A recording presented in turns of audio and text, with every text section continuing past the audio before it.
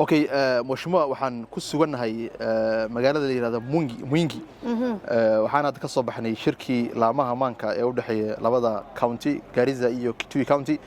adiga waxaad kamid ahayd madaxdii Garissa County oo shirkaasi ka qayb galay waan la soconaa wadadan labada maalmood soo dhaafay aad ba jam badana ka taagna ciriiri culeys badana ka taagna marka bal noo soo koob waxyaabii maanta shirkaasi Nguni loo qabtay waxyaabii ka soo baxay baladaad noo sheegtay bismillaahir rahmaanir rahiim horta waxaan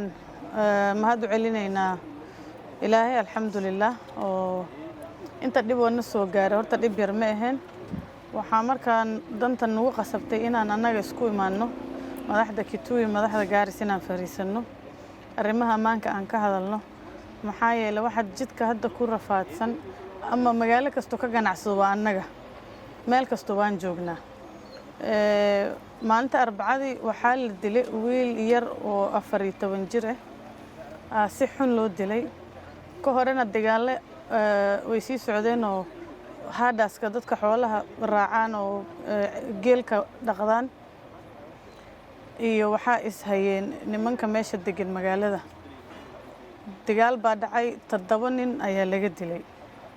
soo wixii sidii socdo dawladina ay war ka haysay arrimii ku dhex jirtay maalintii arbacadii wiil 14 jir jidka lagu soo dilay meesha magaalada Ukasi Kitui soo mudaharaadeen maxaa yeelay cunug yar 14 jir xanuunkiisa aad bay uga danqadeen annagana waan ka danqanay si xun baa gaarihii loo dhagax tuuray gaarihii wadada way mari waayeen waa Wednesday waa maanta khamiis oo gaari soo bixin hadda saan arkaysiin wingan taaganahay hal bas soo socdo male soo waxa danta noo gees inaan fariisano cidda laga dilay cunuga yarnaan tacsiye u geyno on pole dhahno on Kitui ayagana pole aan dhahno on sameyn xirgeyno shalay dukaamihii Soomaalida lahayd dhan ayaa la galay oo xoolihii laga dhacay xalay hata dadka guryahooda way bari waayeen waxay jiifteen jeelkay naf ka dooneen taas waxay ku tusinay amni darrada waa wax aad iyo aad u xun dadkan waan isdhex degannahay annaga waxa noo muhiim ah horta inaan ammaan helno waxaana meesha nooga baaqay inta muuqaalkan fiirsanay hayso arrimii hadda waan xalinay alxamdulillaah wayna ku maadsan yihiin leadershipka Kitui County iyo Garissa County Governor iyo County Commissioner at least xaalka hadda ma xumo arrinta waa yar qabowday tacsiyada waan geynay maamada cunuga dhashay 14 jirkana waan u tacsiyeynay pole baan dhahnay 7 nin oo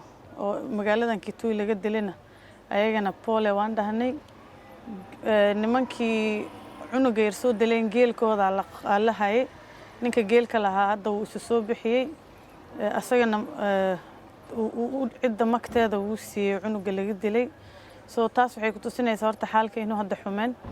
إن شاء الله تعالى نوحان رجينا إن هذا ودده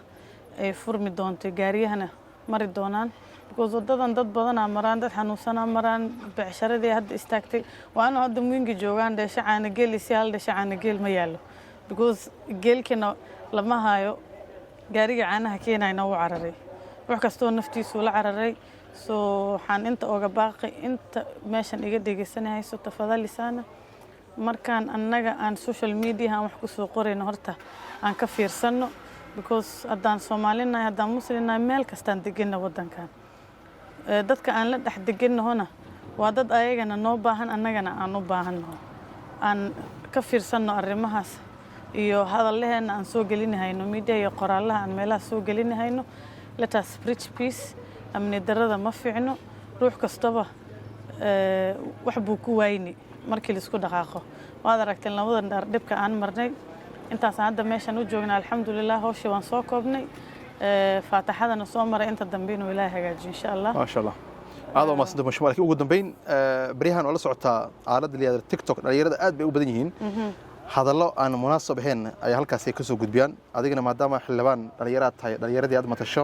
waxaan rabaa inaad si khaas dhalinyarada qaasaan isticmaasho aaladda liyaada TikTok inaad baaq u dirto aad farin u reebto waayo dhibaatada hadda maanta la kulmayo marka laga tago waxyaabii Garis iyo Mwingi ka dhacay hadallada qaar oo baraha bulshada laga faafiyay ayaa kiciyay dhibaatadan waxa uu baaq leeyahay dhalinyarada horta annaga haddaan nahay reer Garis ilaa naxariista wiil baa nagala dilay صح last week wiilkaas ninka daliila hadda lama hayo wuu maqanahay صح xamaasadaas oo gaaris ka jirto iyo middan oo reekituwina isku imaatay wixii baa isku dhaqaaqay Soomaalidana intay ka qaylinaysay leed annaga waana la dilay cunug baa naga maqan which is true way dhacday cunugan yar oo inta laga dilana iyo 7 nin oo doorasho lagu soo dilana waa arrin geese صح arrimii markay isku imaadeen labadii magaalaba isku dhaqaaqeen message-kan u baaqay dhalinyarta waxaa way aan ka fiirsano horta social media-ga waa wax fasahaad ah qoraalkiisa badan hadallihiisa badan حتى مقالة ذاك يدوبين aan isdejinno horta maxaa yeelay markay xamaasi ku qabato ama aad emotions leedahay horta ka fiirso waxaa la dhahaa weligaa ha hadlin adoo xanaaqsan because afkaada waxa ka soo baxay ma ogti si fiican so message-kaasaan meesha nooga baaqay inta fiirsanayso tafadali aan isdejinno insha allah waa la khayri dadka sidan oo la degneen amni fiicnida aan soo celinno social media-hana aan iska ilaalino insha allah hasha fariinoon u fari hayo dadka xoolaha dhaqato